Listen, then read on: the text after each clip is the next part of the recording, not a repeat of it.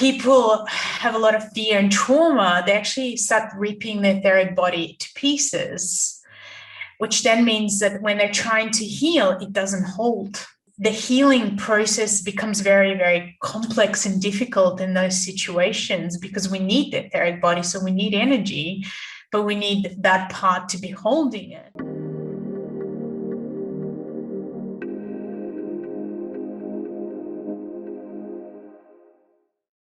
Inna Segal, thank you so much for coming on the podcast. It is an absolute pleasure to have you here. Thank you, Alex. Lovely to be with you.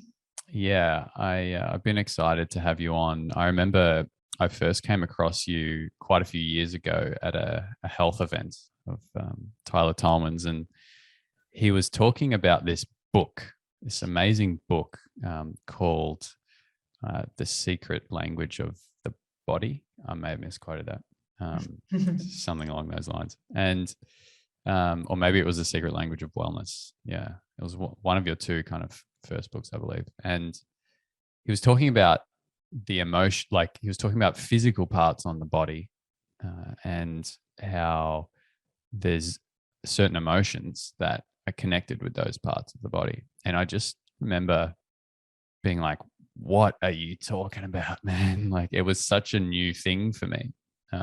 So I went and bought your book and had my mind blown and really started to learn a lot. And so I guess when I try and explain that to people sometimes, I see that it can be a hard thing for them to grasp.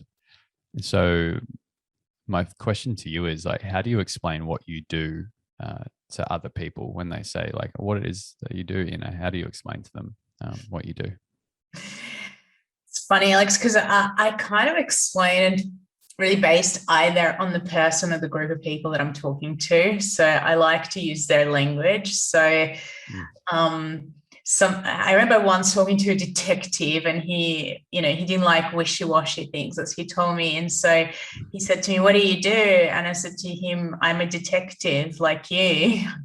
I detect what the thoughts, emotions, experiences, energies are inside a particular part of your body, and they tell me a story. I create a map, right? And that map gives me a story of what's happened, where the person's at, where they've been, why they have the challenge they have that they're dealing with, and the body never lies."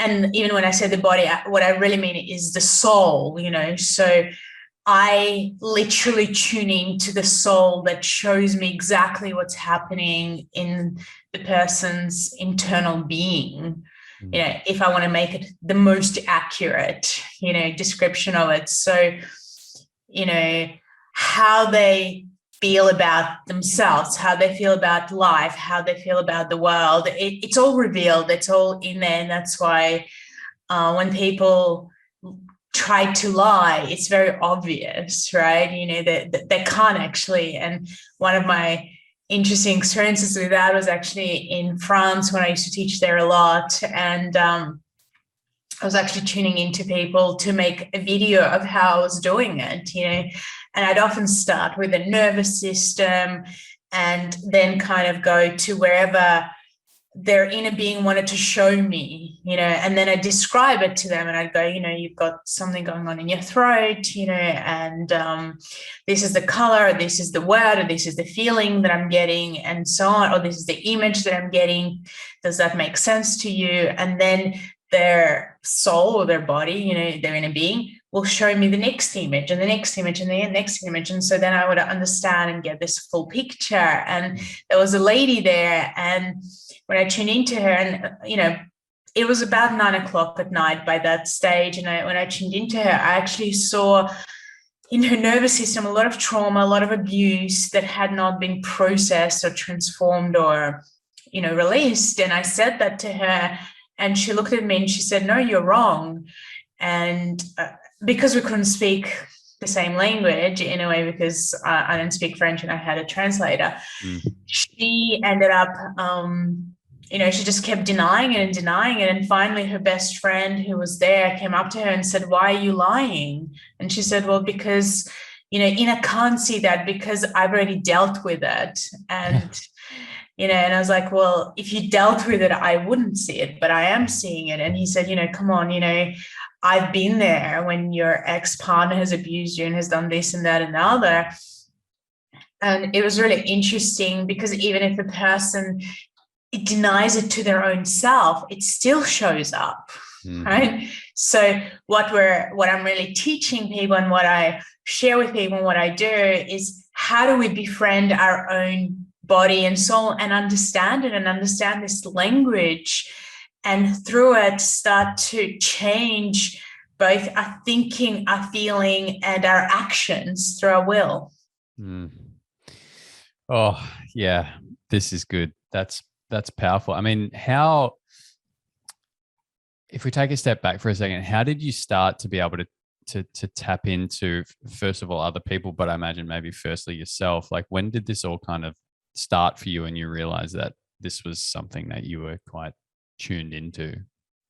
Well, it's quite interesting, Alex, because in a way, I always felt things very strongly and intuitively from when I was very young, but I didn't really pay much attention to it.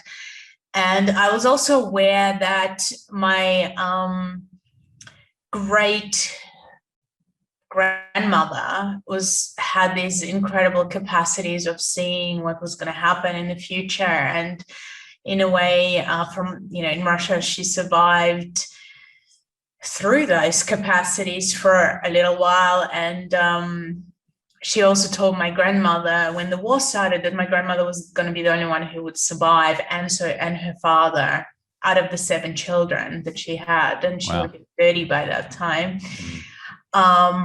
And so I was aware of that to some degree, but it kind of, wasn't something that really connected to me in the way my family lived. It wasn't something really talked about except as a mention of something that happened in the past that I didn't, really connect to until later on in my life. But I had a lot of physical problems. I had psoriasis all over my skin, which was connected to my father and my grandfather. They both had it. So, people can say it's genetic. I had anxiety. I had digestive problems where I'd end up in the hospital. But more than anything, I started getting back pain from when I was about 15. And by the time I was probably 19, I was having major issues walking, major issues walking. And it had progressively gotten worse. I had seen physios, I've seen chiropractors, I saw kinesiologists, I saw healers, I saw massage therapists, you name it.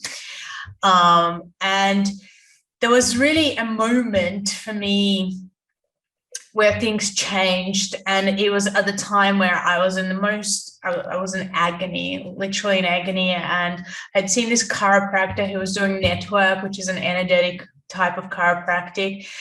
And I had seen him for about a year, but at that stage, I think, and I got into his office. He'd heard about what was happening. And the reason I even went to him was because it was only a few minute drive from my house, but I literally felt like I was leaving my body. It was just, horrible.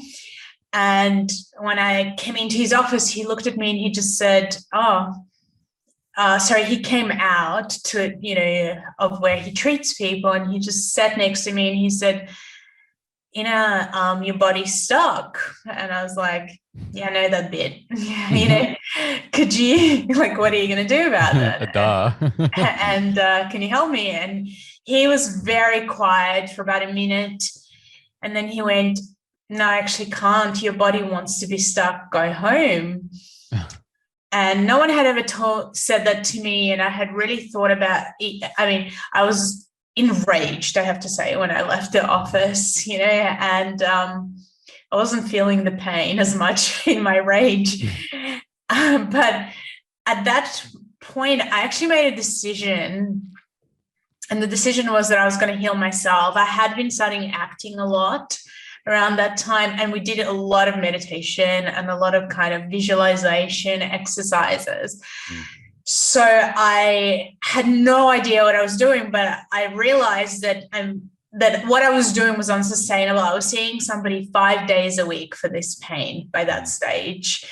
And it just wasn't getting better. It'd get better, it'd get worse. I was going round, round, and round in circles. And when I got home, it was just this a full body decision, my thinking, my feeling, my will, I'm going to heal myself. Don't know how. So I started literally with breathing with the pain as opposed to against the pain. And I also started counting backwards from 30 because that's what we did in acting, and because my mind was going crazy and I just needed it to be a bit busy. And then, it occurred to me, and I'm quite a skeptical person as well in lots of ways. And so it occurred at that point, I was like, you know what? I kind of think there's something divine out there. I don't know. If there is, show me now. I want help now. And when I really said that with every part of my being, I felt this warmth just move through me. And because I had my eyes closed, I had this image of this gold light. And I thought to myself, oh, okay, something's happening. Something's going on. And then at that point, I don't know why it occurred to me, but this thought went into my head. I want to see my back. I want to know what's going on. And it was literally like this light went on and I could see my back as if I had this X-ray vision, which of course I got a shock at the beginning. And it was really this, I saw the inflammation, the twistedness. And then I kind of started with this, why me victim feeling, but then it went into, I actually am really curious. I want to know, how come I've got this, and I'm 20, and I had gone through my share of trauma as well, I have to say, and but what was really interesting, what showed up was my childhood, and moving from Russia to Australia, not being able to speak the language, being bullied, how unsafe I felt, which is of course the lower back support. Then I had, an awareness of my parents and the conflict they've been going through, which, to me is very connected to the digestive system and the skin, and then there was the awareness of my grandparents and the trauma that they went through.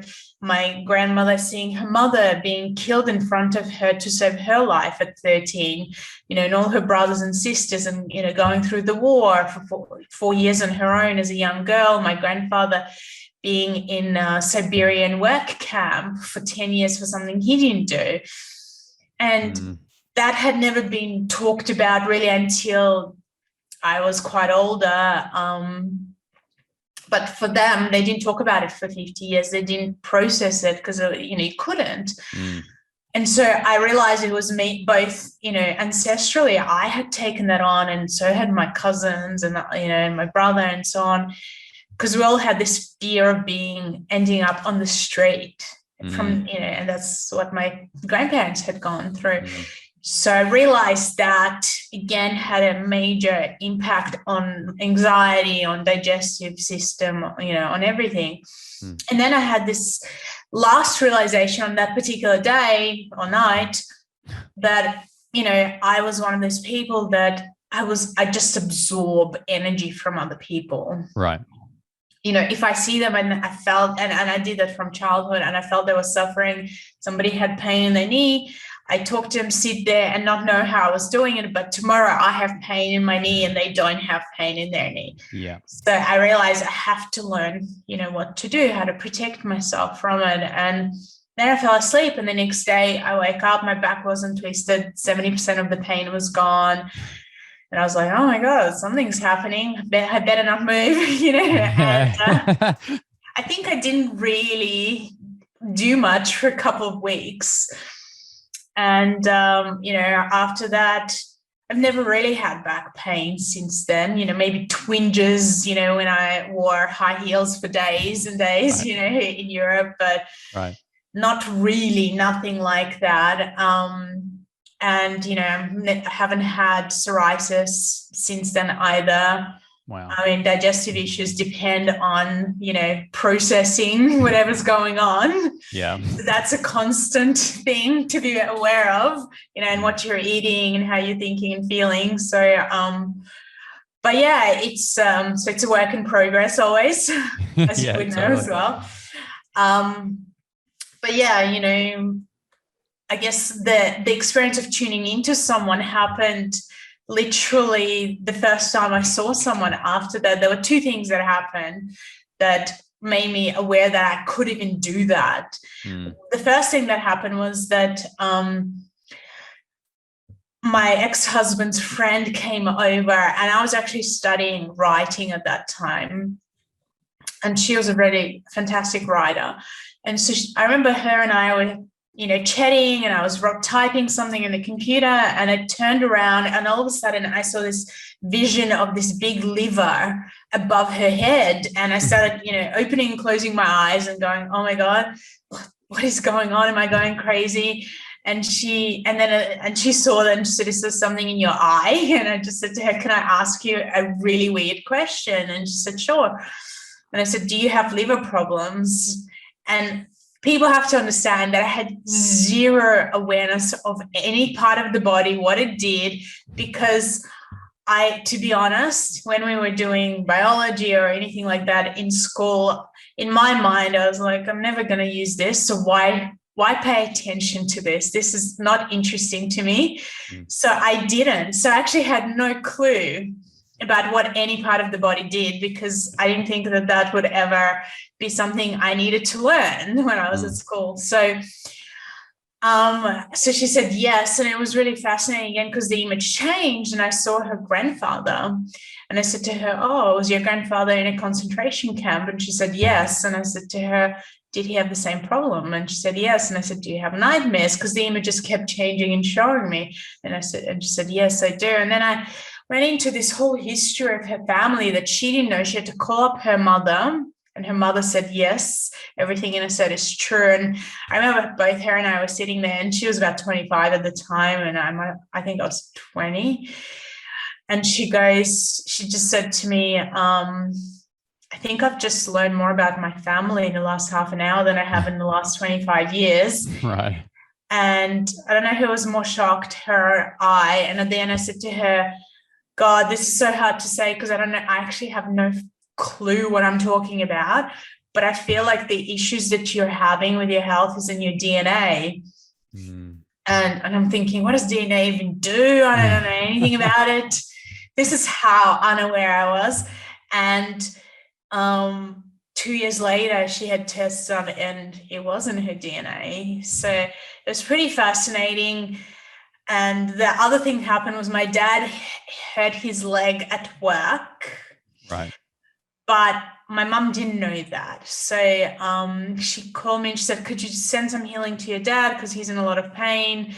And I was like, I don't know how to do that. And she said, well, you healed yourself, just do something. So I don't know what I'm doing, and I'm trying to concentrate on my dad's leg, and I see a boat. So she says he's hurt his leg at work, and I see a boat. I just keep seeing this image of a boat. So I call her back and I said, work or boat? And she said, no, he hasn't been on a boat, work.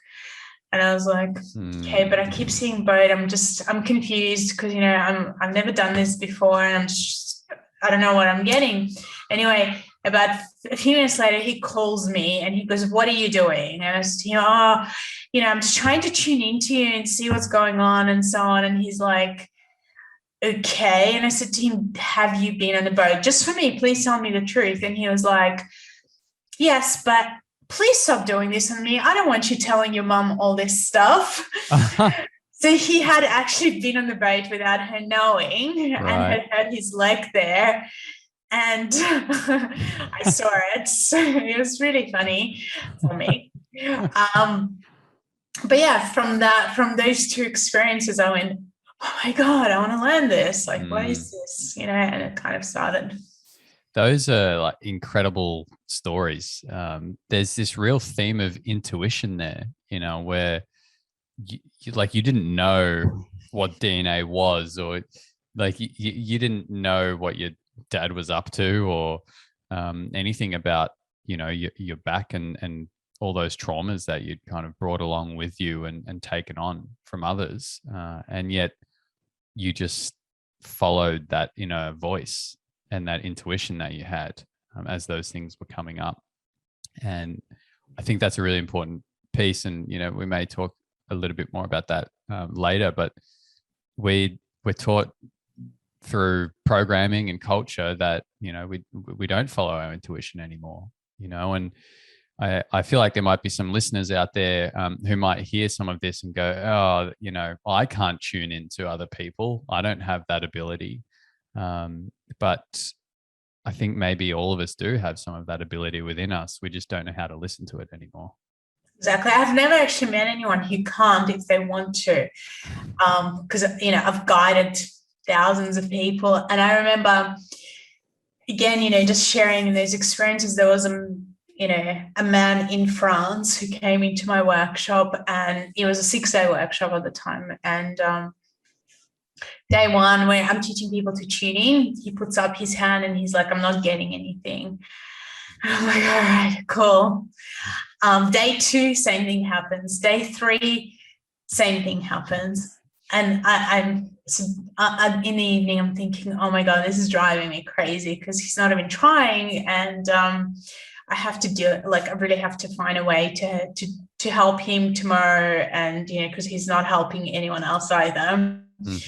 So anyway, the next day, I didn't even know that he was going to come. And apparently he only came because he left something there. He wasn't going to show up. Right. So anyway, he comes, and I decided to do an exercise with people. And the exercise was that they were going to look into each other's eyes, and they were going to try and see beyond the obvious. And I thought to myself, well, I'm going to do this with him, even though he doesn't know I'm doing it. And so the first thing I remember seeing was this brick wall all around him. And I'm thinking, okay, he's not letting anybody in. And so then I thought, okay, I'm going to go beyond it, because I'm asking people to go beyond it. So what's beyond the brick wall? And when I went beyond the brick wall, I saw his inner child, and I saw him calling for his mother, and his mother didn't come. And so he made this, you know, he created this wall around himself, and this abandonment and rejection that just went on and on and on for, you know, for his life. And he was in his 40s by that stage. So I thought to myself, okay, I know how to help you now. And so when we finished, I said to him, before you say you didn't get anything, I have a question for you, and you need to answer that question honestly, because I actually know the answer. And I said to him, who has hurt you so much in your life that you've created this massive wall of numbness and of depression and suppression, and you won't let anyone in? And remember, I know the answer, you know. And he started by saying, I don't know, making some jokes. And I said to him, please don't waste any but my time and everybody's time. What is the answer to this question? And then I saw his eyes start to water, and he said, my mother. And I said, okay, this is your lucky day, because we're going to work on healing that. And so we went through this process where, and I had, again, a translator. We went through, you know, I'd play the role of his mother. And so, and he, you know, from the child part of him, he could express, and then, you know, the things that he had held on to and all the traumas and so on. And then I had every person in the course come and tell him something beautiful and lovable about him. You know, and he was saying, I feel like I'm flying, like I'm in ecstasy, you know. Anyway, after we finished that process, the next process was tuning into the heart. And after we finished into the other person that you're working with heart and so on. So when we finished that process, he puts up his hand, and I'm like, oh no, not again. And he goes, no, wait. And he said, something amazing has happened. I've tuned into this lady, and I actually saw her past life. And she knew what her past life was. So I know that what I saw was accurate. And I'm so grateful. And I was like, wow, right? So we went from, I'm not getting anything, I'm not feeling anything, I'm not seeing anything, I'm not sensing anything, to now you're seeing past lives after a process of connecting to your own heart. I was like, wow, that's amazing. And so I realized that the heart is the organ of intuition, really. And the more open it is and the more receptive it is, the more we can tune in if we're guided properly. And what was really interesting also about this man was that he told me that he was contemplating killing himself. Wow. And he was sitting next to a radio. And he said the radio turned on by itself. And I was on the radio in Paris talking about healing. And he went, this is my last chance. And so he came to the workshop, and that's why he was so like, you're my last chance. This is my last chance. And the next day after this whole experience of, the healing that I've just described with him and him tuning into this lady, he was the first one at the workshop, and I walked in and the whole room was full of flowers, and he just said, I want to thank you for saving, my life. And I was like, well, actually, I didn't, you did, you are, I'm just here to support you, and it was amazing because from that moment, his intuition just completely changed. And it was like becoming a different person. That is amazing. I just love that transformation between a brick wall and then it opens it up. And I guess oftentimes those are the people who can have the biggest shifts when there's so much resistance. Wow. Wonder how he's going now. How can we tune into our heart space more? I mean, to me, it sounds like we need to get out of our head to really be able to actually start to access this intuition. How can we get into that space? Well, the first thing that happens, Alex, is that people are so disassociated, so don't feel their body. So they need to start to feel the body. And the easiest way to start that is actually through movement. And so, they just need to start by shaking one part of the body for about 30 seconds. And then, stopping and feeling that flow of energy, and then doing the other arm, and then doing both arms, and then the hip area, and then just really actually going, let me feel my body. Let me feel what's going on in my body. Let me become befriended. Let me just become aware of it, the sensation part of it.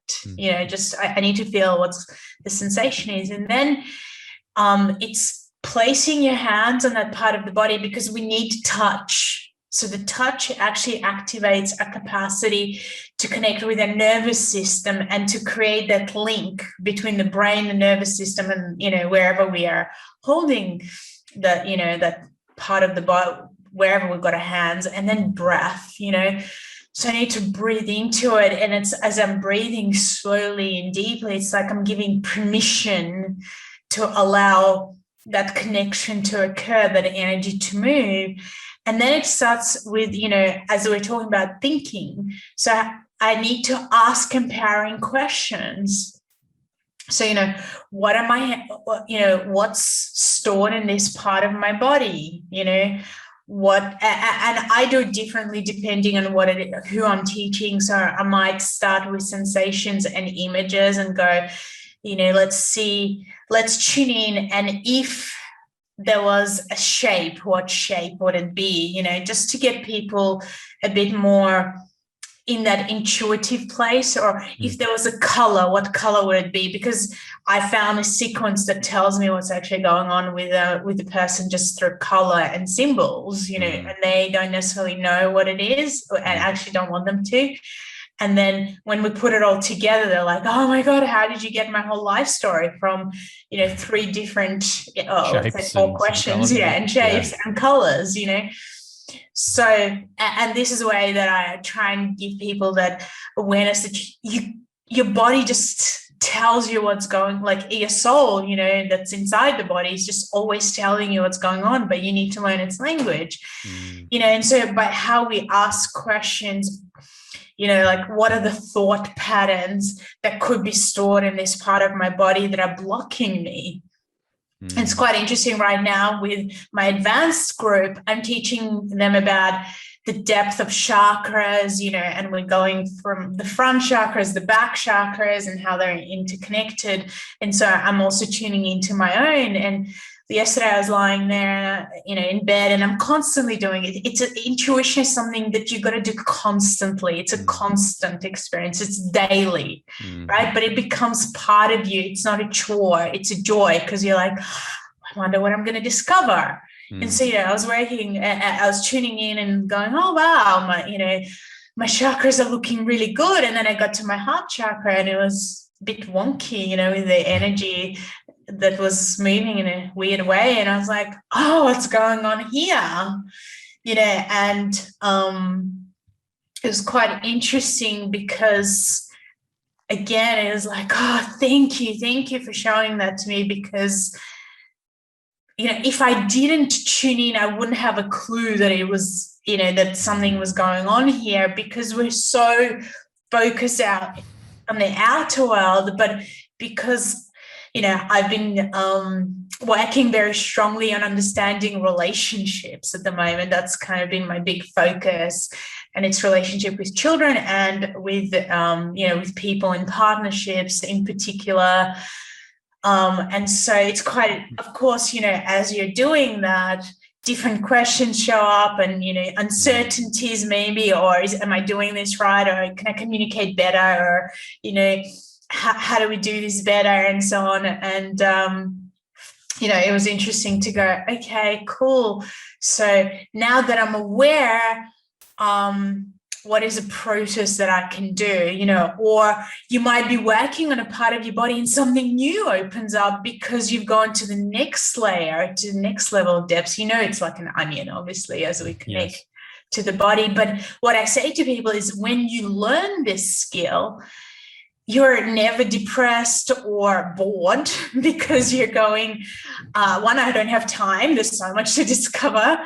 And number two, well, with depression, even if you have some uncomfortable feelings, you're always going, how do I befriend this? What's the wisdom here? How do I work with this? So you stop judging and you start being curious. Yeah, some of those questions you touched on right there, I want to explore, right? So let me get this right. I'm moving my body. Yeah. And I'm really kind of getting some circulation moving. I'm getting myself back into my body. I'm taking some breaths, okay, and I'm putting my hands on the area of the body that I want to tune into, and I'm asking some questions around what color am I feeling, maybe what symbology is coming up, and perhaps what is being stored in there that maybe I want to release. So then let's say something comes up. I don't know what that might be. I'm thinking a lot of our listeners may suffer from can suffer from like lower back pain. I've been sitting at this desk way too much recently. I have a bit of lower back pain, right? So I can put my hands back there and I can tune in and see what's going on.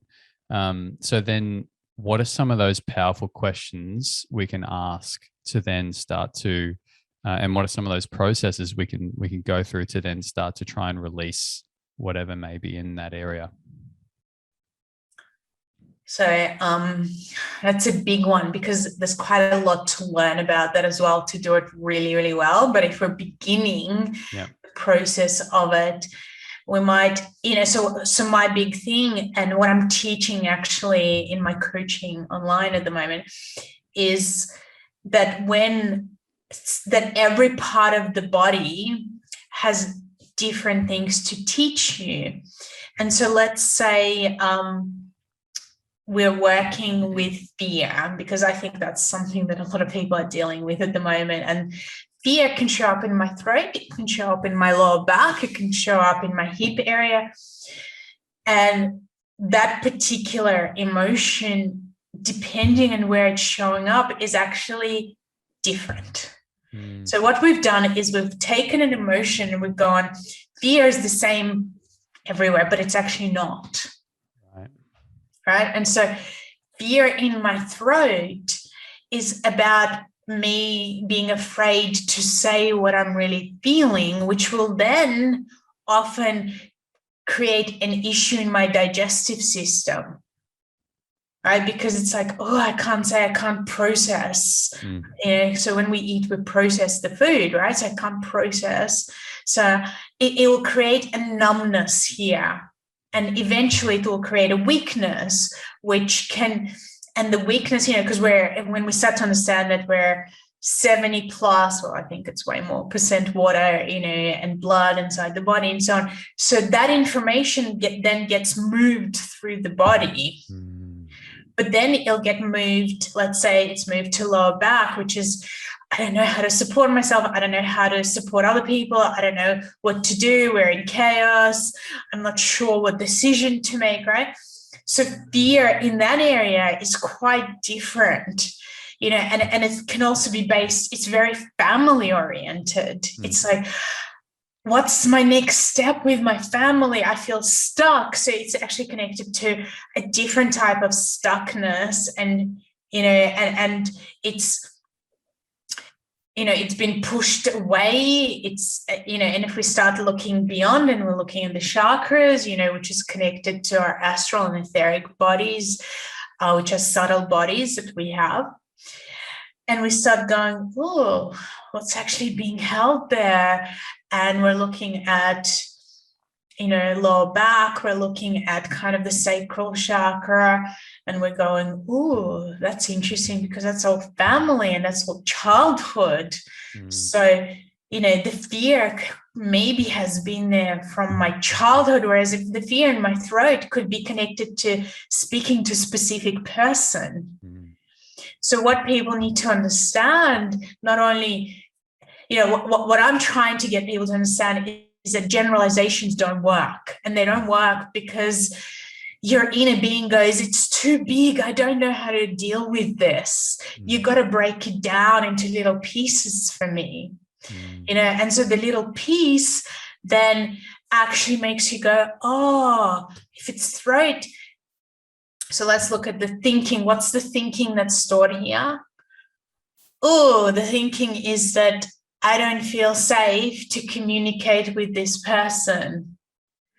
Okay, so what, so that then if I was to shift that point of view, I might go, what could be a way to speak to this person? What is the result that I want? And what is the way to communicate to this person where they are more likely to hear me, which requires thinking, right?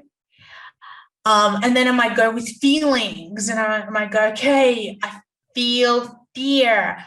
So let me breathe through that, or let me do a process where I'm moving energetically that fear out of my body. There's many of those processes, through visualization, through energy, moving it out, imagining kind of a fire where you're putting it into. That's what I teach a lot of. And you might go, okay, or you can shake your body, move. It depends where it is, really. But then you go, okay, I feel, I'm feeling lighter. So you might go, okay, so now what's the action? The action would be to actually go and talk to this person, or write a letter to them, or write an email, or do something. Well, I need to. So as I do the action, there is a release. So the action is to put a boundary up, that is a healthy boundary. There's got to be some action. And that's what people also don't understand, is that when somebody like Louise Hay wrote her book, which is over 30 years ago, I think, things were very different. You could think more and make changes, but we can't actually do that anymore. We have to think, feel, and act. We're in a different place. And so that's also why people get stuck and they skip a lot of steps to it. And what I'm also saying to people is to really get the story of what's going on in your body.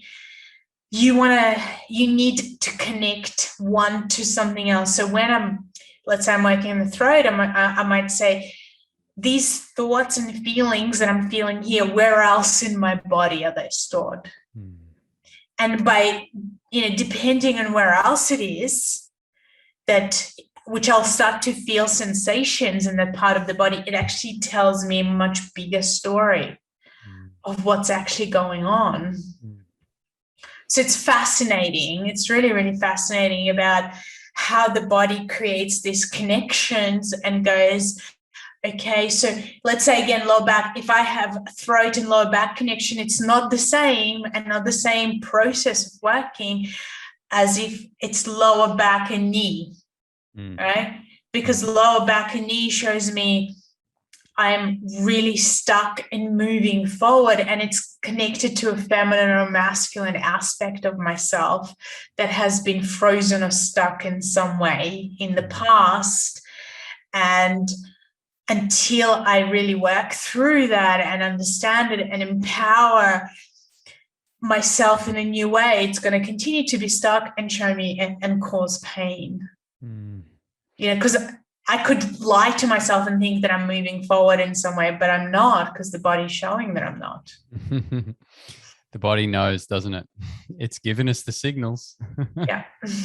It's saying, hey, there's something going on here. Here's a little warning sign. You talked a little bit there about if we don't address these things over time, they can manifest in more physical symptoms and issues. How does that happen, and how long? I know this is a generalized question. You're going to say to me, Alex, it's not that simple. But like, you know, if say a trauma happens today and something comes up and then it creates this trauma within the body, how long can it take for that to start to manifest into physical issues? You know, is it a weekly thing? Does it take years for some of these things to manifest? I think it is a difficult question because it depends on the person and their genetics, let's call it, and their capacity, you know, their inner strength. So, for example, with the generation of my grandparents, it took years and years and years. So my grandmother ended up dying eventually from blood cancer. And I, to be honest, was surprised. I knew 100% without any doubt she was going to get it because of what she had gone through, because it was so obvious. So, you know, leukemia. So by the time she got it, she was in her, you know, and it started to go full blown attacking her, was when she was in her 80s. And I was amazed that it took this long. Yeah. You know, but there was no doubt in my mind that she was going to get something like that because of all the trauma that she went through. Now, for somebody now who has a very sensitive body, it can show up within, depends, you know, could be weeks, could be months, could be, you know, very, very fast, could be in, you know, if it's a child, could be the child absorbs stuff. So it could be, you know, very almost instant with a child. And what part of our, like, energetic, you touched briefly on the different layers of the energetic body. Like, what is it about the energetic body that holds certain traumas in certain areas? Like, how is it that that throat is fear of speaking? I imagine that it's kind of tied in with the chakras in some way as to certain areas, and you know, certain organs, I imagine, are tied to certain emotions as well. How does that all kind of work on an energetic level? How many months do we have? But we've, you know, got days, you know, let's go. Just to, you know, like, if we are looking at the chakras, and I mainly start working with people with the astral body chakras, and the astral body is actually, you know, in charge of basically our nervous system. It also has a big impact on our immune system, and it's the body of my personality, my desires, what I like, what I don't like, how I like it, and what way I like it, you know. and what I resist, what karma I bring in from other lives, into myself. So it's quite interesting. Whereas the etheric body is more your life body. It holds your physical body together, so it actually looks the same. It's, so every organ is, so if you have an operation, an organ is taken out, you still have an etheric organ. That's how people still have pain. Astral body is the body of pain and pleasure, so all sensations are connected to that body. And it also kind of guides to what, in terms of what is happening, to how each part of the body works, because it's so intertwined into the nervous system. The etheric body is connected to your blood, so it's connected to your ancestry, right? So if we look at blood, it's like, well, we know, it's like my grandmother's in my blood, her family's her blood. So when they killed her family, and there was a trauma, it has to show up in the blood. How can it not? Right? It's ancestral. It's affected by her what's happened to her family. So it makes sense that the etheric body, which is the body of ancestry, and which gives me, it makes me look like my mom or my dad or whatever, that's also connected to my blood. Right? So it's quite, very interesting when we start looking at that. And actually makes the etheric body is what makes your blood flow. It's quite interesting to understand that. But yeah, when we are looking at the chakras, and there's chakras in the astral body and the etheric body that function differently. So in the astral body, it's a lot easier. We can go, okay, let's make a change, and it changes. Right. With the etheric body, takes months, years to make the change, to imprint the change. And so the etheric body is the memory body as well. It holds all the memories, and it's constantly sending the memories into the body, to the physical body, to go, it's like, if we have the question, why, if every cell in the body changes within 7 years, why, if I have an issue 7 years ago, I might have an even, it gets worse instead of getting better 7 years later if I don't do anything about it? Because they're very, and we talk about, cellular memory, but it's actually, and I used to for a long time, it's actually more the etheric memory. It's the etheric body that holds the memory, that sends it into the cells, and so the cells do what they're being told to do over and over and over and over and over again. So when we start to understand that, we start to go, okay, so if I start to work on the chakras that are astral body chakras, but I have to keep working on them so that they can impact the etheric body. But the etheric body is slow, really, really slow, right? Whereas the astral body is really fast. So it's like, when I've been taught this, people have said it's like the astral body is like, if we're looking at the clock, it's the, the big hand of the clock that ticks. And then the etheric body is the little hand, and so you've got to do more work towards it. It's slower. And so, that's why people say it takes 30 days, 60 days for a new habit to form, because it needs to begin its, let's call it descent into the etheric body, into the memory body, for it to hold it.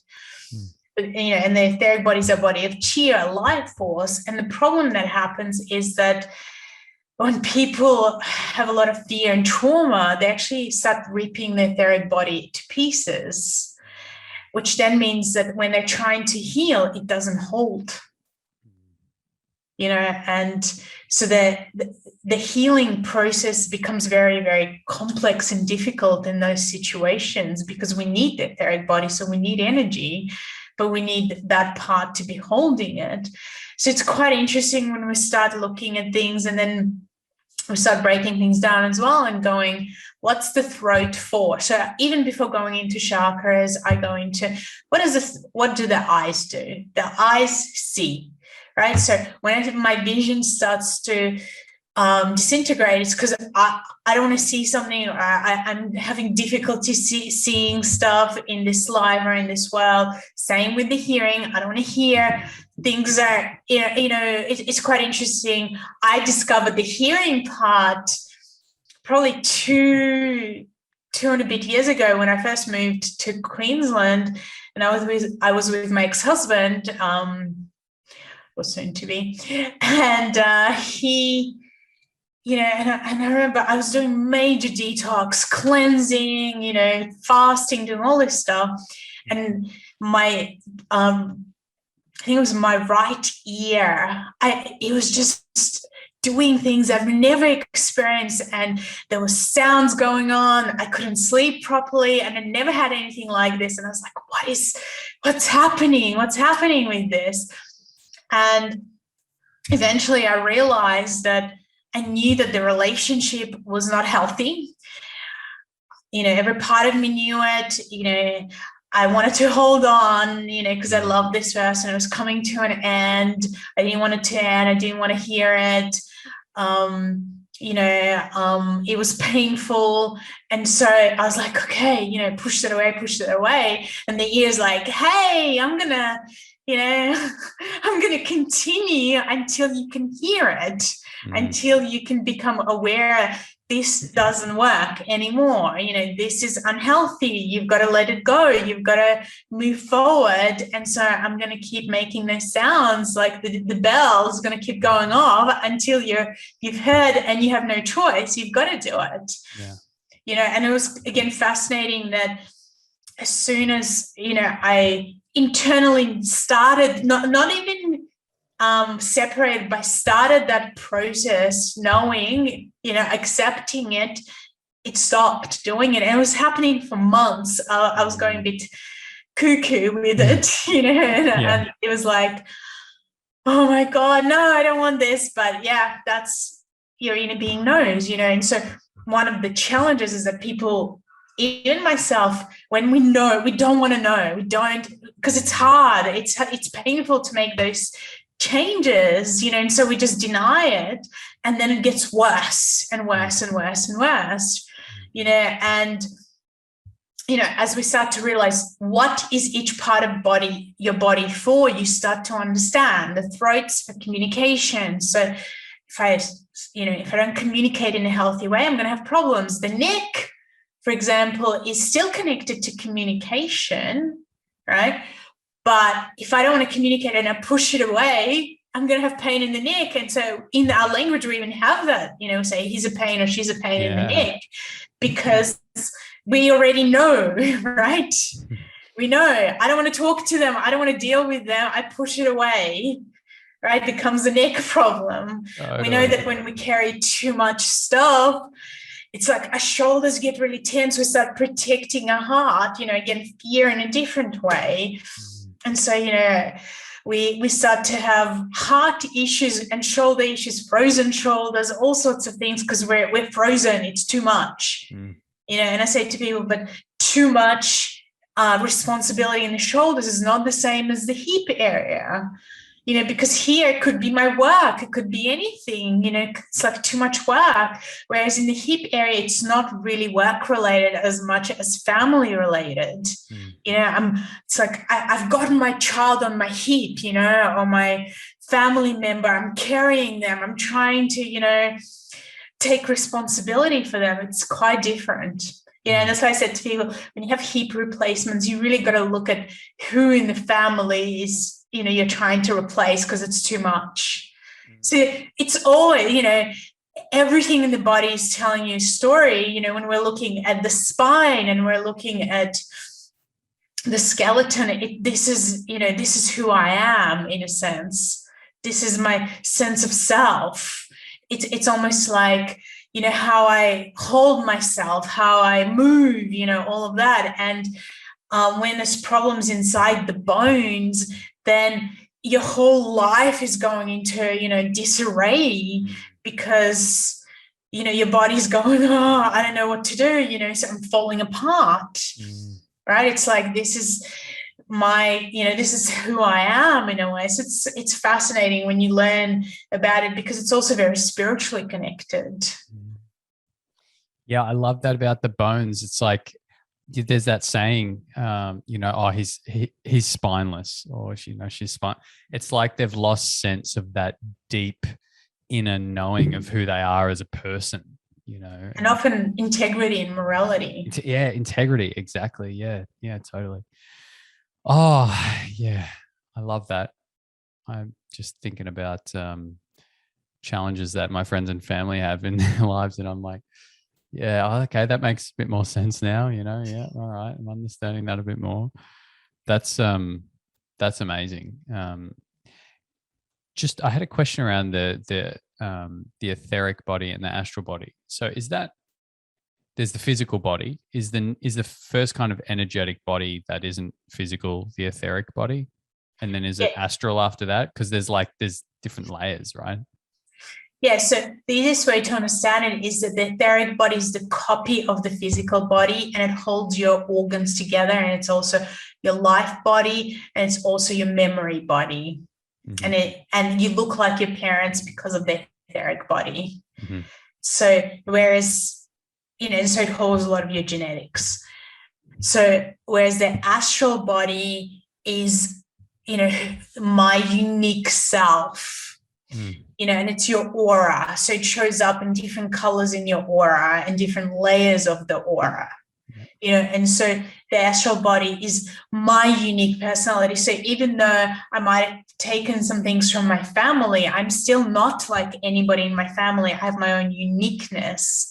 And so the astral body is actually connected to your soul, to your own individual soul and individual self, which is why it also often will carry a lot of past, you mentioned earlier about past lives. So it will carry anything that I haven't dealt with in my past life and kind of hold it there until the time comes that it decides that it's time for me to deal with it. Mm-hmm. Yeah, let's talk about past lives for a moment. So in a very literal sense, you said, the etheric body is involved with the blood, right? And to me, that was a real, I don't know, sometimes I'm in my masculine and I'm like, I need like the physical explanation. And I like how you said that, well, if our great grandma had physical trauma in the war or whatever, maybe they were abused or something, if they had physical trauma, that would be impregnated into their blood and their being, and that gets passed down. That to me is a very literal thing. So how can we learn more about, even our own past lives, not just like ancestry, physical ancestry, because I can join the dots there as to how they get passed down. But for those listening and saying, well, hold on, past lives, what's going on here, and how do those things get passed on to us? It sounds like through the astral body to some degree. Yeah, definitely. I think the best way to learn about it is through relationships. It's kind of like you'll meet someone and there's this feeling of I like them often instantly, or I don't like them, right? Or I know this person, I just know them, I just feel a connection with them, I don't know how I know them, I just do. Or there could be talent or an ability that you had no idea you had, and all of a sudden it just shows up, like for me. That you didn't, so with the talent, I've done zero really in this life to deserve to have that talent. It's not like I was trying to learn how to play an instrument from early on in my age, and all of a sudden, I became good at it. There's nothing I've done to deserve that, essentially. And so because it showed up in quite a developed form, even though I still needed to do a lot of work on it to refine it, because I really believe you always do. Why do I have this talent, and it just kind of showed up. And it doesn't have to be that particular one, people are good at cooking and they're brilliant at it, and I'm just like, oh my God, I'll just watch, could be anything. People are great at singing. People are great at acting. I remember my first thought about past life, multiple earth lives, let's say it like that, because there's people who believe different things, occurred when I was 15. And, I had decided I wasn't going to do acting because, I wasn't going to make any money out of it, and I was not going to be poor my whole life. And so I felt I got into this really numb feeling.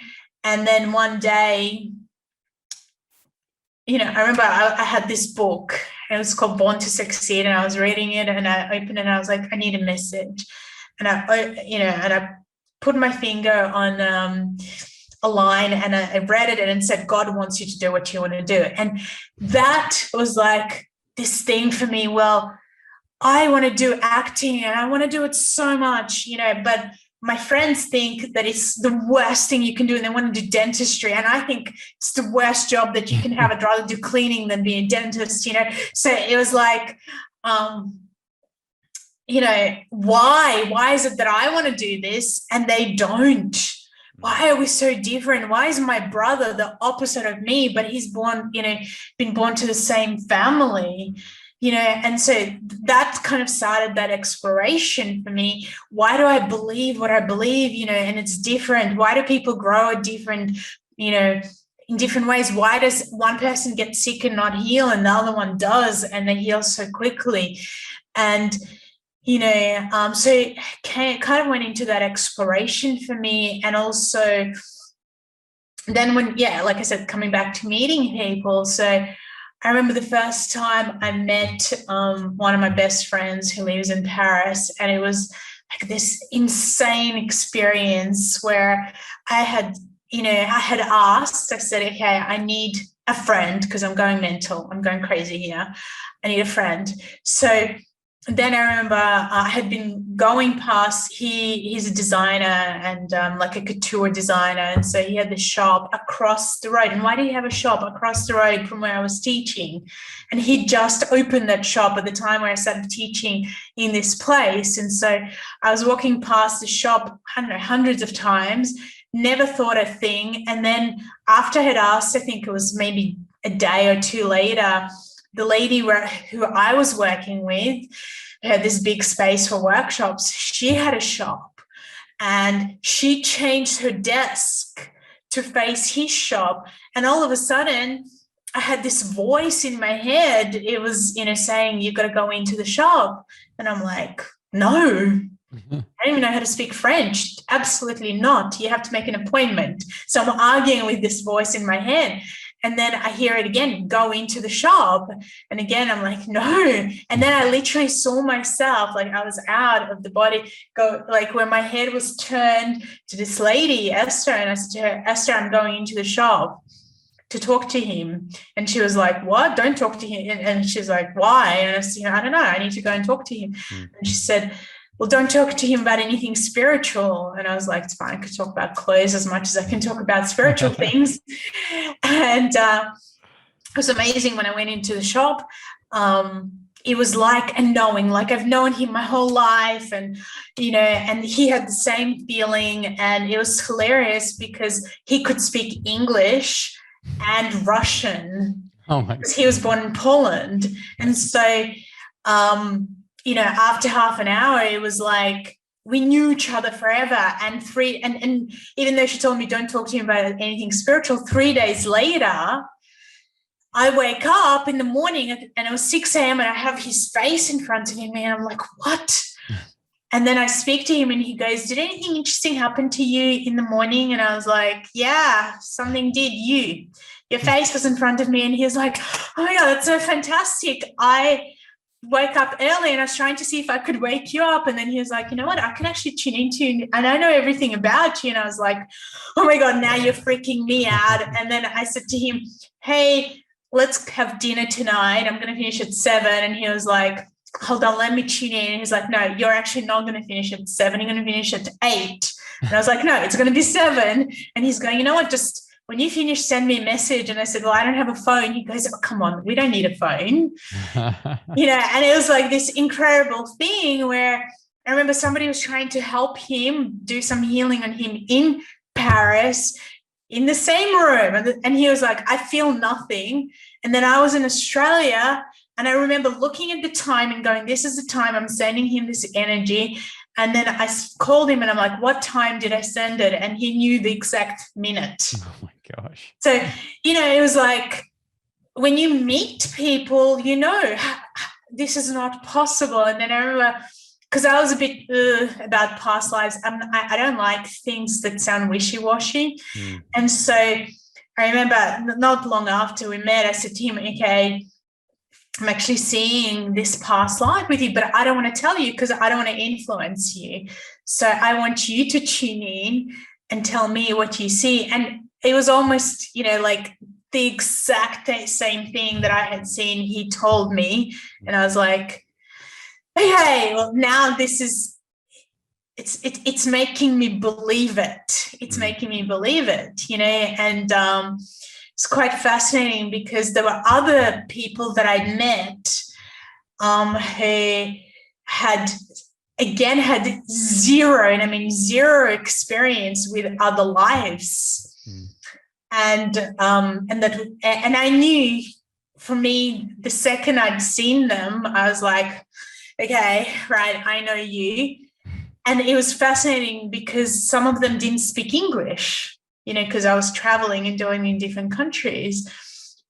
And I mean, the stories, honestly, if I'd read it in a storybook, it wouldn't be as good as the things that happened where I was like, this is not possible. How is this possible? That this is actually happening, in real life with this person who 5 days ago didn't even know that there was a thing called past life because he's, let's say Christian, and he, fully didn't believe in anything except one life. And now he's telling me what I'd already seen and I never told him, So yeah, lots of those types of things. Yeah, well, I think we've all had experiences like that. We've all had those moments where you're just like, how is this possible? Like you think of someone, close to you, and then they ring you like 10 minutes later or 5 minutes later. And you're just like, how's that going on? So to me, that shows that we have these connections from past lives or from previous earth lives, I think, as you put it, and for me, it's understanding that like our soul continues on, after this physical incarnation in this very moment. And I appreciate there's lots of different religions and things around it, but when we have those moments, it just shows that there's so much more to this reality than we really, are told or really, really know. There's so much more to our perception and our experience and our connection with others. So yeah, I'm really glad you shared those stories. Yeah, absolutely. And sometimes we also have to learn things around, those relationships, because there's a lot of people who, including myself, have written about it and talked about a lot around soulmate connections and things like that, and soul families. And I've learned a lot about it over the years. And it's quite interesting that there still has to be discernment.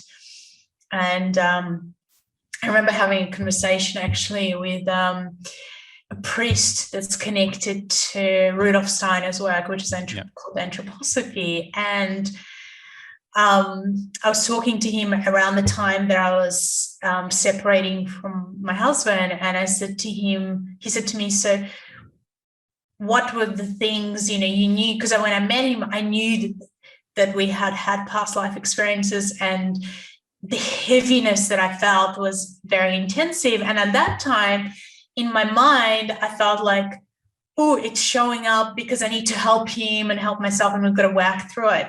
So it was quite fascinating. And I was talking to this priest and I was saying, well, the reason, because he's like, why did you marry the person that you knew you had there was so much pain and trauma there? And I said, because of the, soul connection, and because I felt like, I had to kind of to work through it. And he said, well, let me give you some really good piece of advice that I give to all people before they get married. He's like, if there's a lot of trauma, a lot of heaviness, don't marry that person. He's like, work out your karma from a little bit further away. He's like, find someone to marry where it's new karma. you know, or there's not so much, or it's a lot lighter. He goes, don't go for the ones where it's really painful. That's not how it necessarily is meant to be. So I was like, okay. Priest coming with the goods there. But yeah, no, I resonate with that too. You know, I think everyone shows up in our life for us to learn something. And it sounds to me like what you're saying there as well. Some people may be there to help us learn a lot. Maybe don't marry that person, but still stay close with them. Yeah, explore it. Just, you know, don't make it more painful than it has to be, you know. Yeah, absolutely. Lastly, just on the past lives thing, I appreciate that we bring forward that karma, and we have those karmic bonds maybe from previous experiences here. Are there ways to be able to tap into that energy, similar to how you talked about tapping into areas of the physical body before? Are there ways that we can try and intuit perhaps some past traumas that we've had in other lives? I think there's a few things, you know, to be aware of it. For example, karma, you know, let's call it karma, you know, which is the result of things that have happened, you know. So karma is a result, positive or negative. We can take the negative out of it, and go learning, you know, it's a learning possibility. So I think whatever happens in your life in some way is a result of it.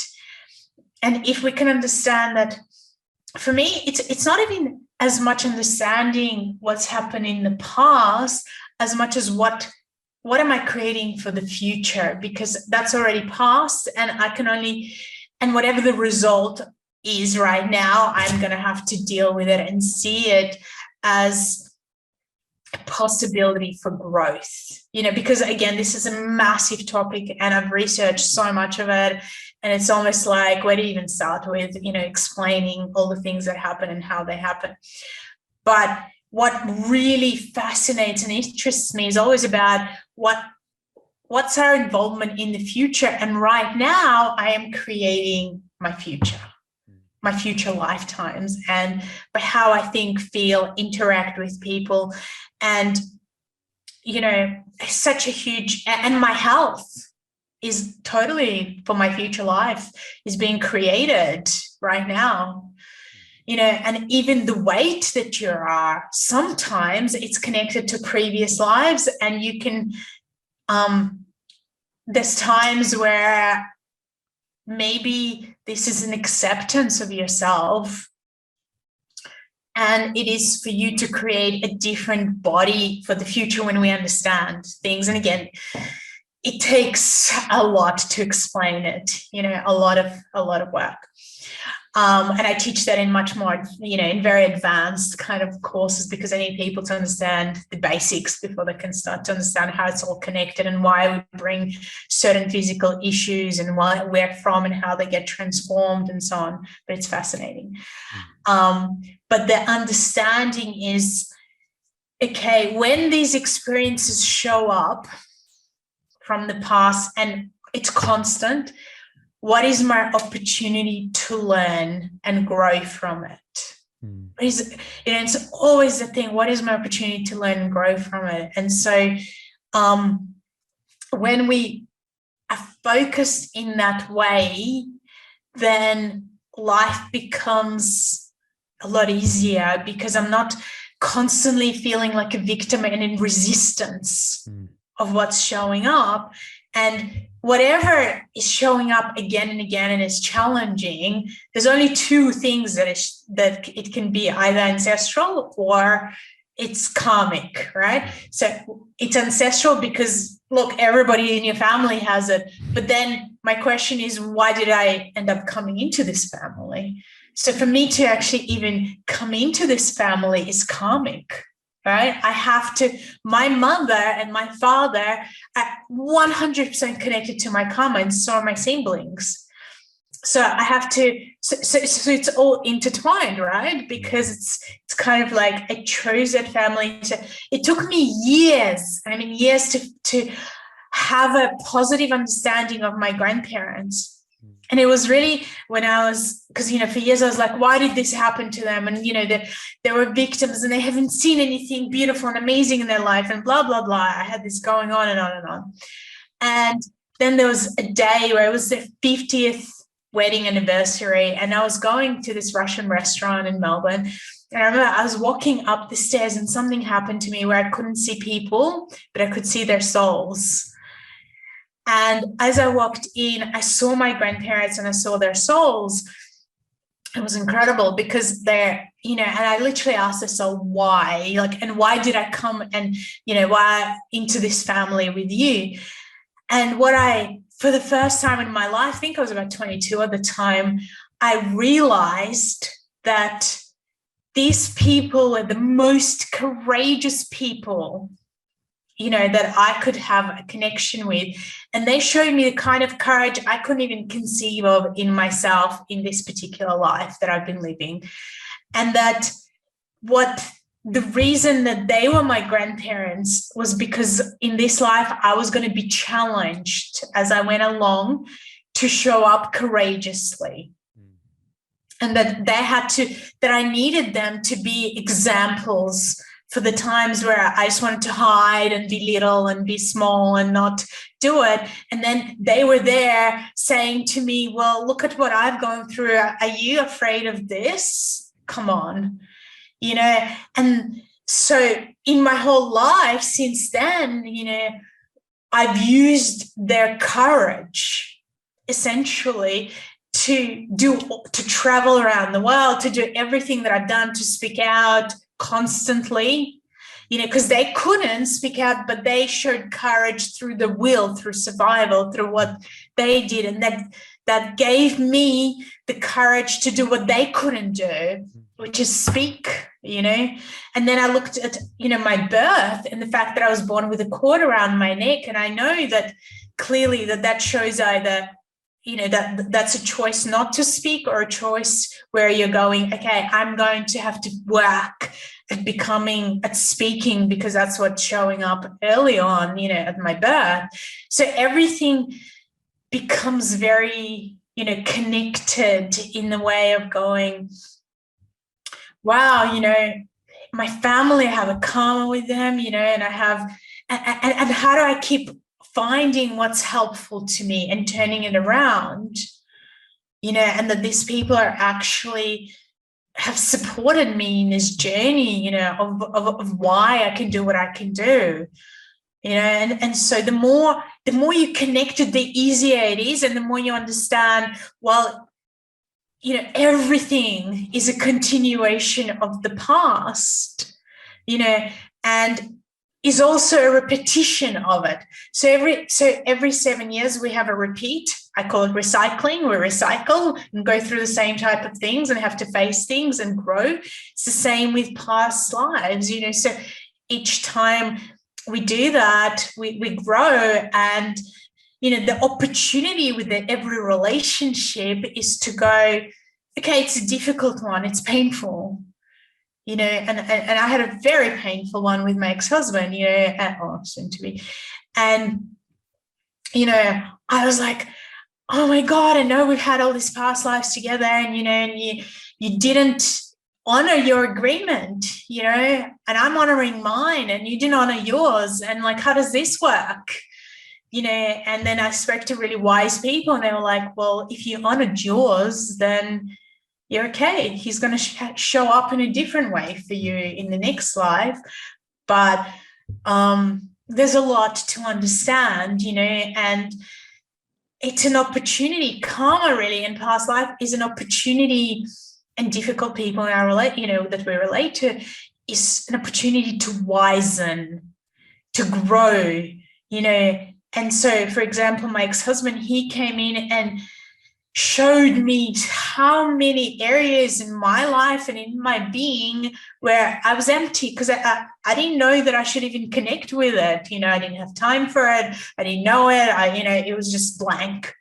And so through him showing up, it gave me an opportunity to go, oh, this part is weak or empty or victimized or childish or this. I need to connect the wise part of me to this part that is empty, and bring it with me, and let's bring this one, and then let's allow this one to mature, and this one, and this. And so I was like, oh my God, thank you. Without you, it's like accelerated maturing on so many levels.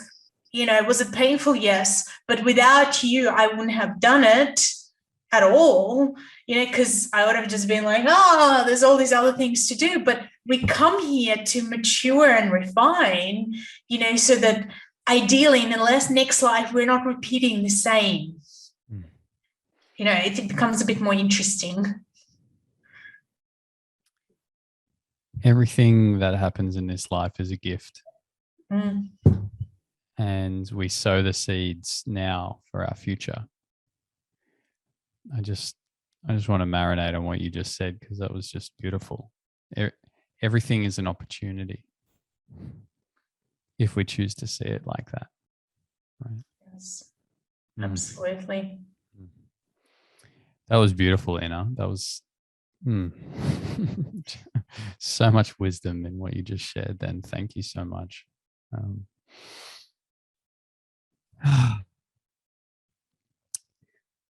This has been an incredible conversation. Honestly, I feel very honored to have shared this last hour and a bit with you. There's just so much, as you can tell, to your knowledge and to the depth of it. It's been a real treat, and I hope it's been a treat for those listening, because I think your transmission has been really, really beautiful. And I wish we had, I feel like we need 3 weeks to get just to scratch the surface, Thank you so much.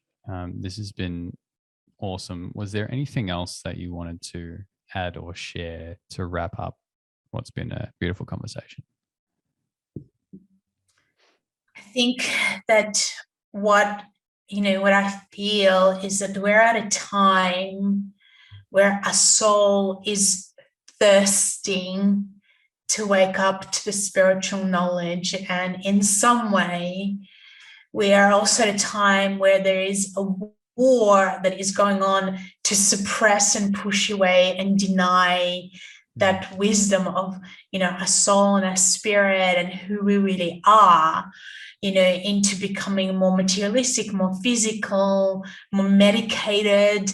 And I feel like we have to wake up and stand up against it and honor, this amazing, amazing soul. And it's almost like if we can understand sleep, it's the same. I go to sleep, I wake up. I'm the same person. I might feel a bit different, to how I felt that night, to how I feel in the morning time, but I'm still the same person. Multiple earth lives is the same, except the sleep is longer, right? It's a longer experience. But whatever happens in the spiritual world, it always shows up in the physical in some way to show us that, this is, how it is, because otherwise it doesn't make sense. Why should we sleep? Why do we need to sleep?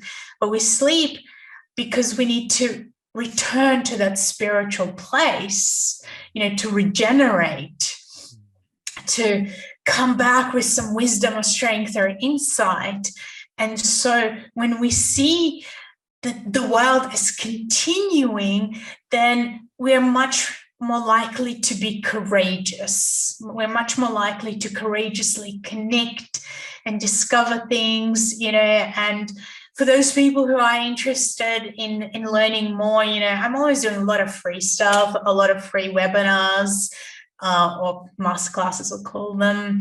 I'm posting stuff on my Facebook, on my website, and so on. So, just with your curiosity, just connect and start asking questions. Start asking deeper questions from your own soul, from, there's so many people who, like myself, who've spent a lot of time looking into this, who are, trying to go, hey, come on, there's so much more wisdom here. And so I invite you to go on a journey of self-discovery. Beautiful. You know, spirituality is just as important piece in our health and our overall quality of life as our physical health is and our mental health. And if we don't have that connection with spirituality, we're missing something. It's an important piece. It's regenerative. I love that. Yeah. If people want to find out more about you, where can they find you? What's your website and your social medias and things? So they just go to Inner Segal, so INNASEGAL, innersegal.com, or Inner Segal on Facebook at the moment. Or Instagram. But if you go to my website, you can also join my mailing list. And so I'm constantly writing about different little things you can do, or big things and tips, and letting you know about events that are at the moment mainly online that are showing up. And there's lots of, like I said, there, start with a free one. I'm always doing free events, where people can just kind of go, oh, let me explore. What do can I think about this? And I'm always doing processes and all sorts of things there as well, so that you can just start the journey, And you have a couple of books as well, right? Yeah, so I've got the book, The Secret of Life Wellness and Secret Language of Your Body, and lots of card decks, and a new one that should be coming out, and a journal that should be coming out this year. And hopefully I'll do some work on 2 books that I have wanted to write for next year. But that's something that I'm waiting to have a little bit extra time to get into a bit more. Yeah, cool. Well, you've just put it out to the universe now, so it just may happen. And a quick plug for your book, The Secret Language of the Body.